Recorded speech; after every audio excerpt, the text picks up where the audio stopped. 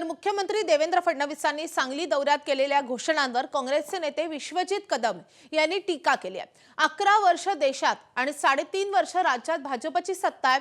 विद्यमान आमदार भाजपचे आहेत। मग असं असताना मुख्यमंत्र्यांनी ज्या घोषणा केल्या ती कामं 3 वर्षाच्या कालावधीत का होऊ शकली नाहीत असा सवाल विश्वजित कदम यांनी उपस्थित केलाय। तर मागील 3.5 वर्षांमध्ये सांगलीतील सर्वसामान्य लोकांचे प्रश्न यांना दिसले नाहीत। ज्या काही तुम्ही गोष्टी सांगितल्या त्याची किमान सुरुवात तरी करायला पाहिजे होती। मात्र आता निवडणूक तोंडावर असल्यामुळे या सगळ्या घोषणा केल्या जात आहेत अशी टीकाही विश्वजित कदमांनी केली आहे।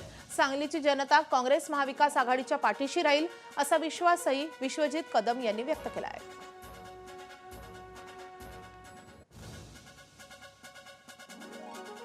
माननीय मुख्यमंत्री मोदय सर सांगलीला खरंच काही देणार असतील तर आम्हाला आनंदच आहे। पण गेले 2.5 वर्ष देशात राज्यात भाजपची सत्ता होती।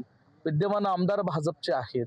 मग जे काही त्यांनी काल घोषणा केल्या ह्या 2.5-3 वर्षाच्या कालावधीत होऊ शकल्या नाहीत का?